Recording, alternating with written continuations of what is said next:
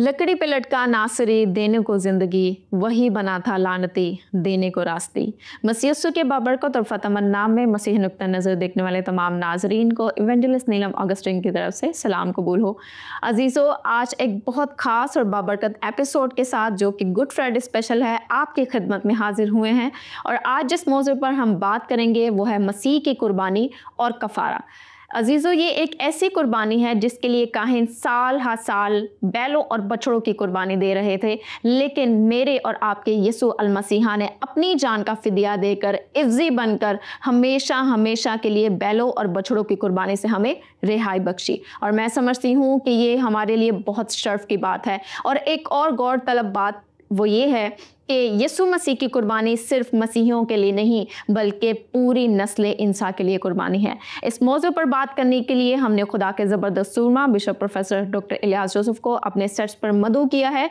उनसे सीखेंगे कि मसीह की कुर्बानी और कफ़ारे के मुतालिक उनका क्या इजहार ख्याल है। बिशप साहब, कैसे हैं आप? खुदा का शुक्र है। बिशप साहब, मैं आपसे जो पहला सवाल पूछना चाहूँगी वो पहला पतरस उसका 2 बाब और उसकी 24वीं आयत से है। कलाम मुकद्दस में यूँ मरकूम है, वो आप हमारे गुनाहों को अपने बदन पर लिए हुए सलीब पर चढ़ गया ताकि हम गुनाहों के एतबार से मरकर रास्तबाजी के एतबार से जिएं और उसी के मार खाने से तुमने शिफा पाई। मैं आपसे ये सवाल पूछना चाहूँगी कि पतरस रसूल के इस खत के पस मंज़र को बयान कीजिए और वो वजूहात जिनकी बिना पर उन्होंने ये आयत लिखी। खुदा के कलाम मुकद्दस में हम इस आयत को पढ़ लेंगे। खुदा के कलाम मुकद्दस में पहला पतरस 2 बाब और 24वीं आयत में लिखा है, वो आप हमारे गुनाहों को अपने बदन पर लिए हुए सलीब पर चढ़ गया ताकि हम गुनाहों के एतबार से मरकर रास्तबाजी के एतबार से जिएं और उसी के मार खाने से तुमने शिफा पाई। अगर हम गौर करें तो वो आप हमारे गुनाहों को, यानी किसी और ने नहीं बल्कि वो आप हमारे गुनाहों को अपने ऊपर लेकर सलीब पर चढ़ गया। और जब यहाँ पर हम पढ़े लिखा, वो आप हमारे गुनाहों को अपने बदन पर लिए हुए सलीब पर चढ़ गया ताकि हम गुनाहों के एतबार से मरकर रास्तबाजी के एतबार से जिएं और उसी के मार खाने से तुमने शिफा पाई। तो वो आप हमारे गुनाहों को अपने बदन पर लिए हुए सलीब पर चढ़ गया। अगर हम मसीह की कुर्बानी पर गौर करें तो मसीह आप हमारे गुनाहों को अपने ऊपर लेकर सलीब पर चढ़ गया और जितनी कुर्बानियाँ उसमें आप उस पर अपने गुनाहों को रखते हैं और वो कुर्बान होता नहीं, उसको कुर्बान किया जाता है। और जब हम इसका तकाबुल मसीह की कुर्बानी के साथ करते हैं तो मसीह खुद कुर्बान होने के लिए जा रहा है और विलफुली वो कुर्बान हुआ है। जबकि जो भी अहद अतीक में कुर्बानी होती उसमें कुर्बानी देने वाला अपनी मर्जी से, अपनी रज़ा से या अज खुद आप गुनाह को लेकर कुर्बान नहीं होता था, बल्कि उस पर गुनाह रखे जाते, उस पर गुनाह डाले जाते, उसके सर पर हाथ रखा जाता और फिर वो कुर्बानी देते हुए ज़्यादा ना मर्जी से कुर्बानी नहीं देता बल्कि ज़बरदस्ती उससे कुर्बानी ली जाती, उसे गिराया जाता, उसे बांधा जाता। वो कुर्बान होने के लिए आज खुद तैयार ना होता, बिल्कुल तैयार ना होता। और यह बड़ा खूबसूरत पहलू है कि वो आप हमारे गुनाहों को, तो उसने अपनी मर्जी से, उस पर कोई जबर नहीं, उस पर कोई खारजी तसल्लुत नहीं और मजबूर होकर नहीं, बल्कि खुशी के साथ हमारे गुनाहों को उसने अपने ऊपर ले लिया ताकि हम गुनाह से बचें। क्योंकि बाइबल मुकद्दस बयान करती है कि गुनाह की मजदूरी मौत है और उसने हमें मौत से बचाया और उन गुनाहों को अपने ऊपर ले लिया और हमारी खातर वो मसलूब हुआ और हमारे गुनाहों को उसने ढांप लिया। कफारे के मानी ढांपना है। वो धन जिससे बख्शे गए सब गुनाह ते टके गए सारे होगन सदा। तो उसने हमारे गुनाहों को ढांप लिया अपने कीमती लहू से और आप हमारे یہاں لکھا وہ آپ ہمارے گناہوں کو اپنے بدن پر لیے ہوئے صلیب پر چڑھ گیا۔ اور جب ہم پہلا پطرس پہلا باب 18ویں آیت کو پڑھیں تو لکھا ہے کہ تم جانتے ہو کہ تمہارا نکما چال چلن جو باپ دادا سے چلا آتا تھا، اس سے تمہاری خلاصی فانی چیزوں یعنی سونے چاندی کے ذریعے سے نہیں ہوئی، بلکہ ایک بے عیب اور بے داغ برے یعنی مسیح کے بیش قیمت خون سے۔ تو مسیح ہمارے لیے قربان ہوا، اس سے آپ ہمارے گناہوں کو لے لیا، اور اس کے پیچھے اس کی محبت ہے کہ اسے ہم سے محبت ہے۔ وہ نہیں چاہتا کہ ہم ہلاک ہوں، وہ نہیں چاہتا کہ ہم موت کا شکار ہوں، تو وہ آپ ہمارے گناہوں کو اپنے اوپر لے کر قربان ہوا ہے۔ اور کلام خدا میں ہم جب پڑھتے ہیں پہلا پطرس دوسرا باب 24ویں آیت، وہ آپ ہمارے گناہوں کو اپنے اوپر لیے ہوئے صلیب پر چڑھ گیا، تو مسیح کی قربانی اس اعتبار سے یونیک ہے اور منفرد ہے کیونکہ جو بھی جانور قربان کیا جاتا، جو بھی برا بکرا ذبح کیا جاتا، تو وہ ارادتاً قربانی نہیں دیتا، اور آپ ہمارے گناہوں کو یا آپ انسانوں کے گناہوں کو لے کر قربان نہیں ہوتا تھا، بلکہ تو قربان ہونا ہی نہیں چاہتا تھا، وہ تو مزاحمت کرتا جب اسے قربان کرتے، بلکہ عہد حاضر میں بھی کسی بھی جانور کو قربان کرتے ہیں وہ مزاحمت کرتا ہے، وہ قربانی دینا نہیں چاہتا، لیکن وہ گناہ گار اس کو اپنے گناہ کے عوض قربان مجبور اسے کرتے ہیں کہ وہ قربانی دے، تو اس میں ان جانوروں کی رضا شامل نہیں ہے۔ لیکن یسوع مسیح نے جو قربانی دی تو اپنی مرضی سے، اپنی رضا سے، بلکہ شاگرد منع بھی کر رہا ہے کہ نہ وہ یروشلم جائے، لیکن وہ ارادتاً اپنے مرضی سے قربان ہونے کے لیے، مصلوب ہونے کے لیے، کفارہ دینے کے لیے وہ خود اپنی رضا سے اس نے کیا۔ تو اور کلام خدا میں جب ہم پڑھتے ہیں پہلا پطرس دوسرا باب 24ویں آیت کا دوسرا حصہ، تاکہ ہم گناہوں کے اعتبار سے مر کر راست بازی کے اعتبار سے جئیں۔ اب اس کا جو مقصد ہے وہ یہ ہے کہ ہم راست بازی کے اعتبار سے جئیں، ہماری جو زندگی ہے اس کا جو اورینٹیشن ہے وہ یہ کہ ہم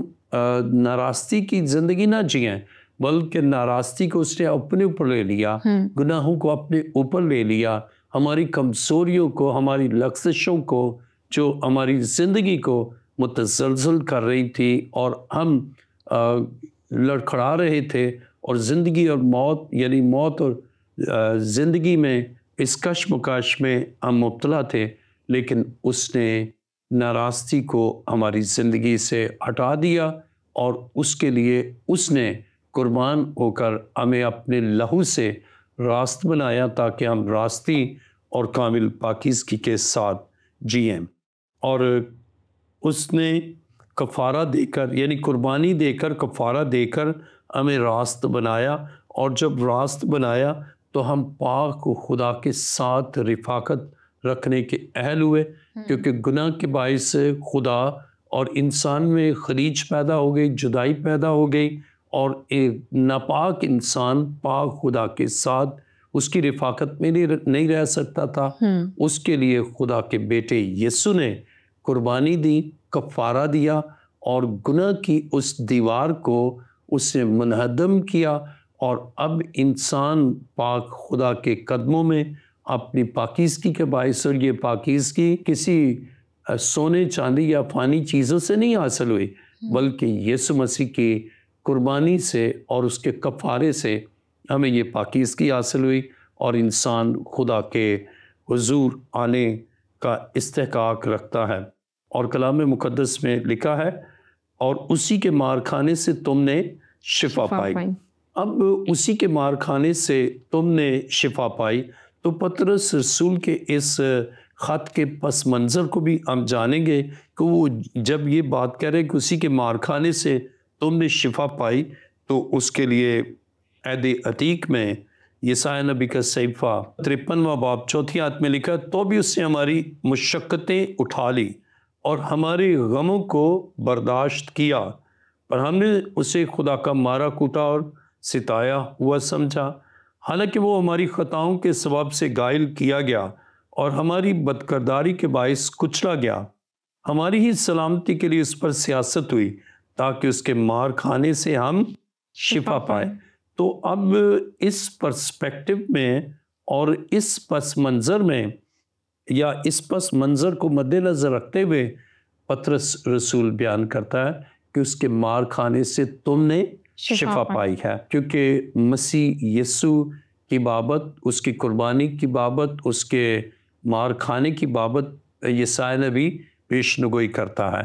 अब एक ख़ास जो फ़र्क हम यहाँ पर देखते हैं, आम जो कुर्बान होते उनके लिए वो प्रोफेसीज नहीं है, लेकिन यीशु के बारे में अहद अतीक में बहुत सी प्रोफेसीज हैं, कि जैसे कि यसाया नबी के सहीफे में भी हम पढ़ते हैं कि उसके मार खाने से हमने शिफा पाई। और इसी पस मंज़र में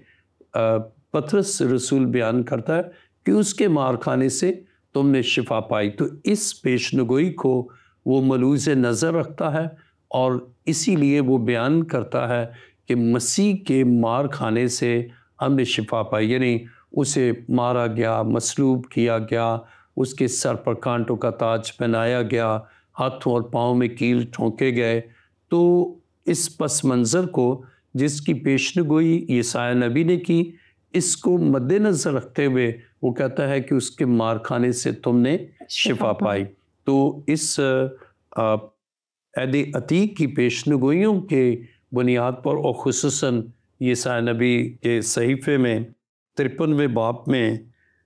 जब हम पढ़ते हैं 5वीं आयत को,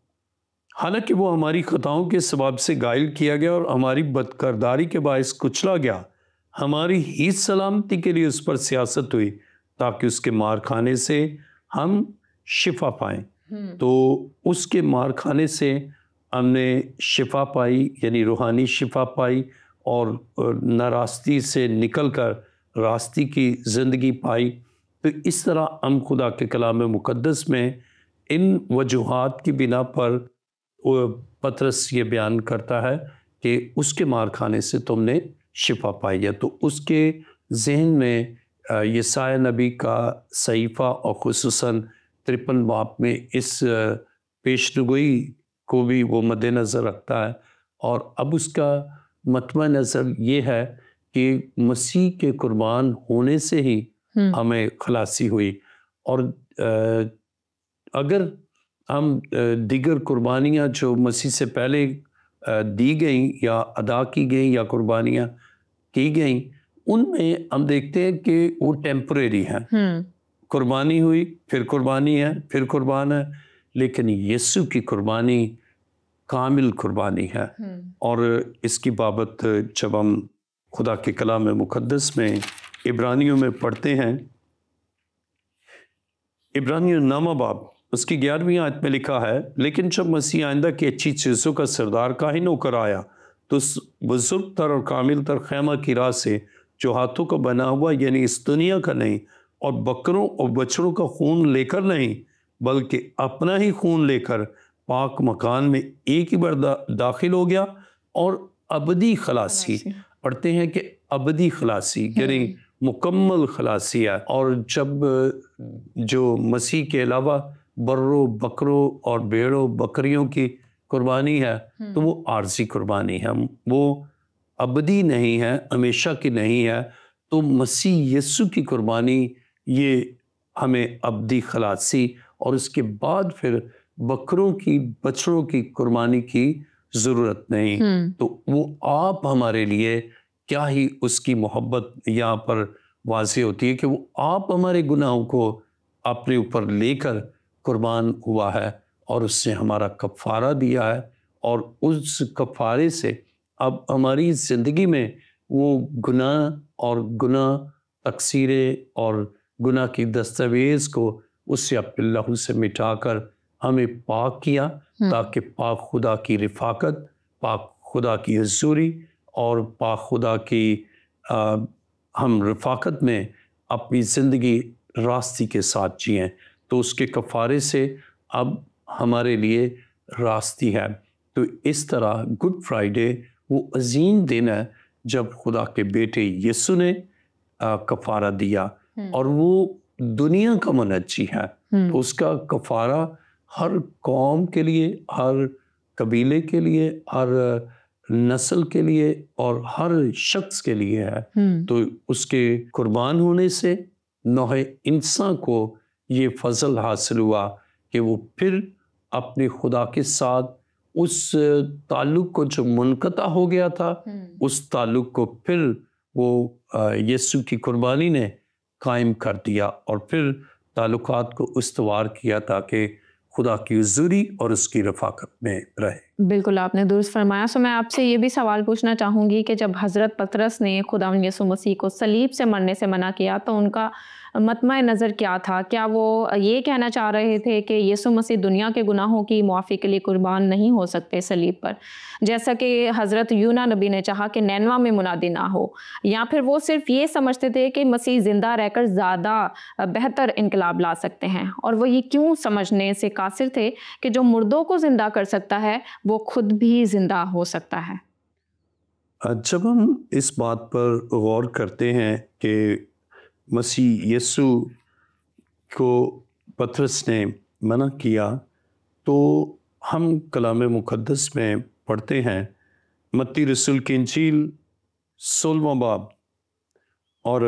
13वीं आयत में हम पढ़ते हैं, जब यीशु कैसरिया फिलिप्पी के इलाका में आया तो उसने अपने शागिर्दों से ये पूछा कि लोग इब्ने आदम को क्या कहते हैं? उन्होंने कहा, बाज़ यूहन्ना बपतिस्मा देने वाले कहते हैं, बाज़ एलिया, बाज़ यिर्मयाह या नबियों में से कोई। उसने उनसे कहा, मगर तुम मुझे क्या कहते हो? शमौन पतरस ने जवाब में कहा, तू जिंदा खुदा का बेटा मसीह है। यीशु ने जवाब में से कहा, मुबारक है तू शमौन बरयूना, क्योंकि ये बात गोश्त और खून ने नहीं बल्कि मेरे बाप ने जो आसमान पर है तुझ पर जाहिर की। और मैं भी तुझसे कहता हूँ, तू पतरस है, मैं इस पत्थर पर अपनी कलीसिया बनाऊंगा और आलम अरवा के दरवाजे उस पर गालिब ना आएंगे। मैं आसमान की बादशाही की कुंजियाँ तुझे दूंगा, और जो कुछ तू ज़मीन पर बांधेगा वो आसमान पर बंधेगा, और जो कुछ तू ज़मीन पर खोलेगा वो आसमान पर खुलेगा। उस वक्त उसने शागिर्दों को हुक्म दिया कि किसी को ना बताना कि मैं मसीह हूँ। उस वक्त से यीशु अपने शागिर्दों पर जाहिर करने लगा कि उसे ज़रूर है कि यरूशलेम को जाए और बुज़ुर्गों और सरदार कायनों और फ़कीरों की तरफ से बहुत दुख उठाए और कत्ल किया जाए और तीसरे दिन जी उठे। इस पर पतरस उसको अलग ले जाकर मलामत करने लगा कि ए खुदावंद, खुदा न करे ये तुझ पर हरगिज़ ना आने का।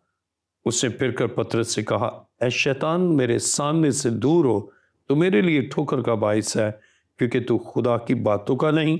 बल्कि आदमियों की बातों का ख्याल रखता है। तो खुदा के कलाम में हम पढ़ते हैं कि पतरस रसूल जब कहता है यीशु को कि सलीबी मौत के लिए मना करता है, तो उसका मतमा नज़र ये है कि यीशु हमारा उस्ताद है, हमारा उससे अटैचमेंट है, मोहब्बत है। तो इंसानी तौर पर वो चाहता है कि ये मसलूब ना हो, क्योंकि अगर हम माशरती तौर पर देखें, ख़ानदानी तौर पर देखें और इंसानी ताल्लुकात के तनाजुर में देखें, तो जिनके साथ हमारा लगाव होता है, जिनके साथ अटैचमेंट होती है या जज्बाती वाबस्तगी होती है, तो हम चाहते हैं कि वो ना हलाक हो, वो ना मरे और ना वो इस दारे फ़ानी से कूच करे। लेकिन यीशु मसीह ने उसे जो कहा कि शैतान दूर, और यहाँ इससे मुराद अपोज़ करने वाला, शैतान से मुराद जो अपोज़ करता है, मुखालफत करता है। तो यीशु सिर्फ बशरी तौर पर अपनी ज़िंदगी को ही बचाना नहीं चाहता, बल्कि वो ये चाहता है कि वो मर कर नौहे इंसान को बचाए। और इस वजह से वो उसको कहता है कि शैतान दूर हो। तो इब्लीस का जो मंसूबा था कि कफ़ारा ना दे, वो मंसूबा था کہ یہ مصلوب نہ ہو، لیکن یسوع مسیح ڈیوائن پلان رکھتا ہے یا ایک الہی منصوبے کے تحت وہ اس دنیا میں آیا، اور اس منصوبے کی تکمیل اسی وقت ہوتی کیونکہ صلیب پر اس سے کہا تمام ہوا، تو اس کی کمپلیشن، اس کے تکمیل جو ہے وہ صلیب پر ہوئی، اور کفارہ دینے سے یا صلیبی موت مرنے سے یا قربان ہونے سے وہ منصوبہ نجات، منصوبہ کفارہ اور منصوبہ خلاصی اور ابدی خلاصی، اس کے تکمیل یسوع مسیح کے مصلوب ہونے سے اور اس کے قربان ہونے سے ہے۔ تو پطرس یہ چاہتا تھا کہ اتنا عظیم استاد ہے، اتنی ہم اس سے محبت کرتے ہیں تو یہ نہ مرے، لیکن یسوع مسیح جانتا ہے کہ وہ مرے گا تو دوسرے کے لیے زندگی ہے، اور وہ دنیا کا منجی ہے۔ وہ صرف اپنے شاگردوں کے جذبات اور احساسات کو مد نظر رکھ کر اس وسیع اور عظیم منصوبے کو وہ رد نہیں کرنا چاہتا، چھوڑنا نہیں چاہتا، اور خاص طور پر آسمانی باپ کی مرضی کو پورا کرنا اس کا مطمع نظر ہے۔ اور اس لیے یسوع نے خود ہی بتایا کہ مجھے یروشلم جانا ہے، اب وہ آپ ہمارے گناہ، اب وہ چاہتا تو وہ وہاں جاتا ہی نہ، اور پطرس یہی چاہتا ہے کہ وہ نہ جائے، وہ نہ قربان ہو، لیکن willfully از خود وہ قربان ہوا ہے۔ اور یسوع چاہتا ہے کہ دنیا کا نجات دہندہ دنیا کو نجات دے، اور جب ہم مسیح کی پیدائش پر ہی پڑھتے ہیں تو وہ اپنے لوگوں کو ان کے گناہوں سے نجات دے گا۔ متی کی انجیل پہلے باب کی 21ویں آیت میں، تو وہ تو آیا ہی نجات دینے کے لیے ہے۔ اور لوکا کی انجیل میں ہم پڑھتے ہیں کہ ابن آدم کھوئے کو ڈھونڈ لے اور نجات دینے آیا ہے۔ تو اپنے اس کام کو اس نے پورا کرنا ہے، اور اس کے لیے اسے قربان ہونا ہے، اس کو دکھ سہنا ہے، صلیبی موت گوارا کرنا ہے، اور اس سے وہ دوسروں کے لیے قربانی دے کر ان کو بچائے گا، اور اس نے بچایا۔ اور یسوع مسیح کی مصلوبیت نوح انسان کی زندگی ہے، بالکل نوح انسان کی زندگی ہے۔ سو بشپ صاحب، اسی طرح سے میں آپ سے پوچھنا چاہوں گی کہ یسوع مسیح کو مصلوب کروانے والے کون تھے، اور یہودی کس طرح اور کیوں غلط تھے، اور جو شاگرد ہیں ان کو یہ سب کچھ کب اور کیسے پتا چلا یا سمجھ آیا؟ جب ہم خدا کے کلام مقدس میں پڑھتے ہیں تو ہم کہ ہمارا جو تیسرا سوال آپ نے پوچھا، یسوع مسیح کو مصلوب کروانے والے کون تھے؟ اب اگر ہم غور کریں تو مسیح کو مصلوب کرنے والے یہودی اس لیے کہ، اور انہوں نے اسے پکڑوایا، اور پکڑا جو ہے وہ رومی سولجر ہیں، اور اس کے ساتھ ہی کلام خدا میں متی رسول کی انجیل 26 باب اور 47ویں آیت میں لکھا ہے، وہ یہ کہہ ہی رہا تھا کہ یہودا جو 12 میں سے ایک تھا آیا، اور اس کے ساتھ ایک بڑی بھیڑ تلواریں اور لاٹھیاں لیے سردار کاہنوں اور قوم کے بزرگوں کی طرف سے آ پہنچی، اور اس کے پکڑوانے والے نے ان کو یہ نشان دیا تھا کہ جس کا میں بوسہ لوں وہی ہے، اسے پکڑ لینا۔ اور فوراً اس سے یسوع کے پاس آ کر کہا، اے ربی سلام، اور اس کے بوسے لیے۔ یسوع نے سے کہا، میاں جس کام کو آیا ہے وہ کر لے۔ اس پر انہوں نے پاس آ کر یسوع پر ہاتھ ڈالا اور اسے پکڑ لیا۔